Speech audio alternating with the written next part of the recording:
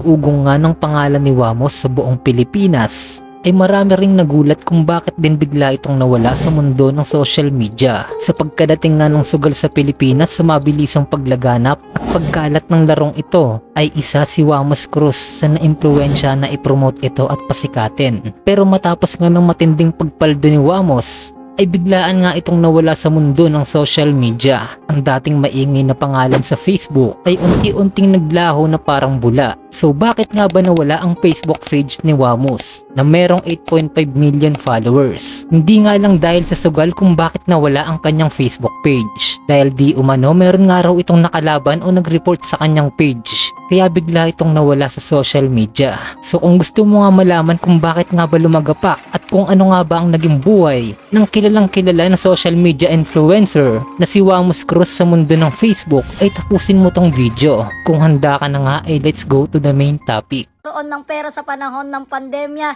lahat ng earning ng team na to, yung YouTube nila, sa Facebook nila. Nagsimula nga ang karir nitong si Wamos Cruz ay nung time na bumuo sila ng dance group. Dito nga ay unti-unting nakilala itong si Wamos. Pero during that time ay mas tinutukan niya itong pagsasayaw. Dahil nga sa galing ng kanilang grupo ay naimbitahan nga ito sa Sunday Pinasaya. Pero hindi pa ito ang simula ng tunay na karir ni Wamos. Dahil matapos ng isang taon ay sumubok siyang sumali at mag-perform sa Idol Philippines. At dahil nga sa nakakatawang performance ang pinakita niya dito, ay talaga namang nag-trending nga to sa mundo ng social media. At dito na nga siya unti-unting nakilala ng mga tao. Dahil talaga namang nakakatuwa yung pinakita niya. Dahil nga sa kanyang kasikatan ay dito na nga nag-umpisa si Wamos na mag-vlog at mag-umpisa na abutin yung mga pangarap. Dahil nga sa kanyang pagiging consistent sa kanyang ginagawa, ay naabot niya ang kanyang pangarap na talaga namang bumago sa kanyang buhay. Dahil nga sa matinding pagtsatsaga ay natulungan niya rin yung kanyang pamilya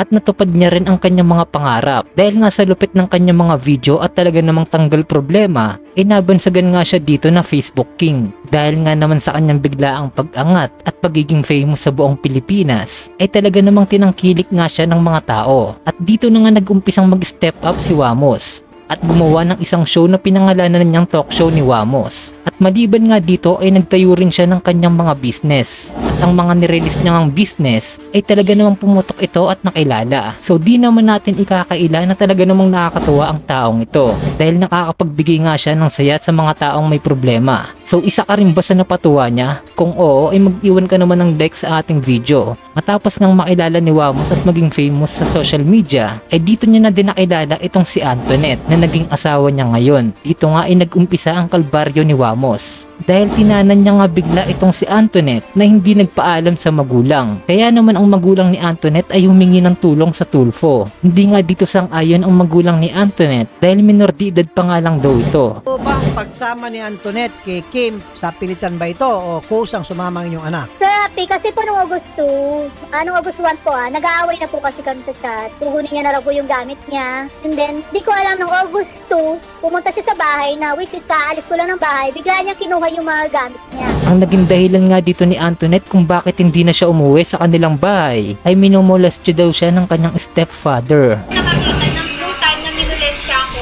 ng stepfather ko.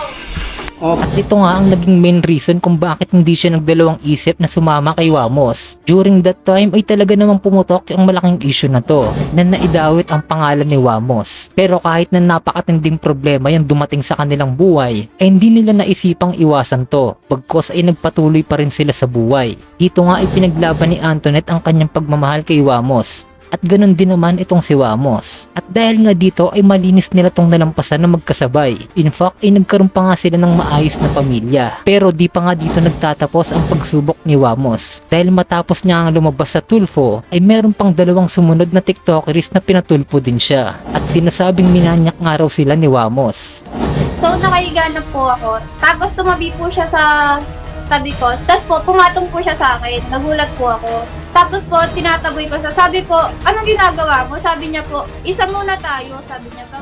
Pero sa pagkasagot nga dito ni Wamos, ay sinabi niya na lang nagsisinungaling nga daw ang dalawang to. At balak lang sirain yung pangalan niya. Dito nga ay nag-decide ang dalawang nagreklamo na magpalay detector test nga raw. Pero hindi nga dito pumayag si Wamos at umatras na lang. Dahil sabi nga raw ng abogado ni Wamos ay hindi nga raw to pwede magpalay detector test. After nga na maggamon ng lie detector test ng dalawang tiktokeries ay hindi na nga nasundan yung video na to at mukhang nagkaroon ng areglo sa personal.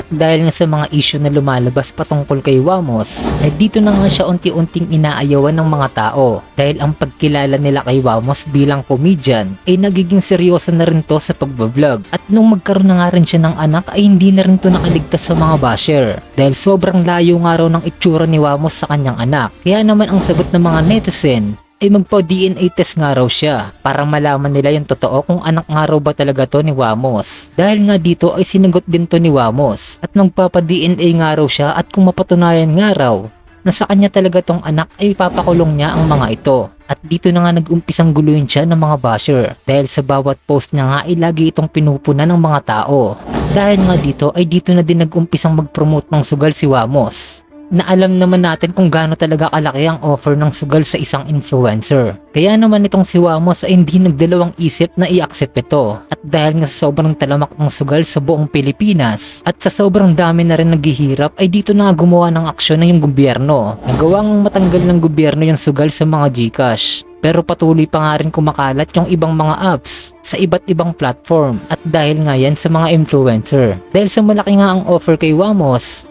ay hindi niya rin ito tinigilan at patuloy pa rin nag-promote. At dahil nga dito ay nasampahan siya ng kaso ng CICC at pinangalanan yung mga malalaking influencer na kasama itong si Wamos. At dito na nga unti-unting bumagsak at lumagapak ang pangalan ni Wamos sa social media. Matapos nga ng ilang buwan ay tuluyan nang nag-shutdown ang 8.5 million followers netong si Wamos Cruz.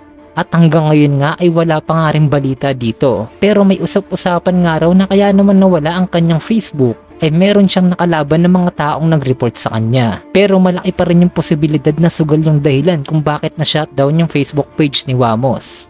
At malaki din yung posibilidad na pina-shutdown to ng CICC.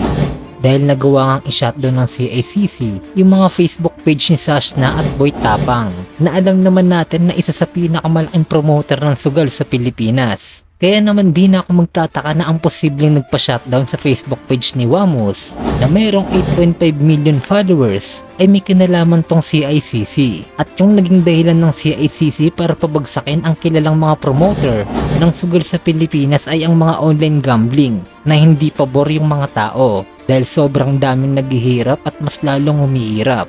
Kasabay nga ng pagkabagsak ni Wamos at pagkawala ng kanyang Facebook page ay nawala din yung Facebook page ng kanyang kapatid na si Awit. At dahil nga rin yan sa pag-promote niya ng sugal. Kung nagustuhan nyo nga tong video na to ay mag-iwan naman ng like sa ating video. At i-comment nyo na nga rin kung ano yung isusunod nating itatopic at i-breakdown. Aalamin nga natin yung mga pagka-downfall at pagkilala sa buhay ng mga kilalang influencer. So ito nga ang naging buhay ng kilalang kilala na content creator at social media influencer na binansagang Facebook King na ngayon ay bigla ang naglaho. At dyan na nga nagtatapos itong video natin.